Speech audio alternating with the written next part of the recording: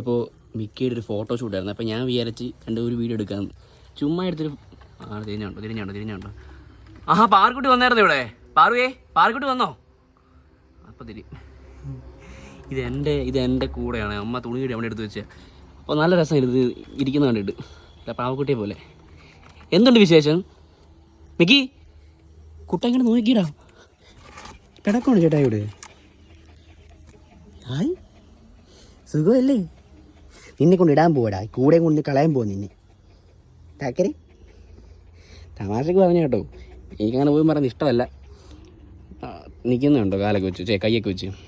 വാ പോവാം കുട്ടാ, പോവാടാ. ഞാൻ പോവാ. ചേട്ടായി പോവാണേ.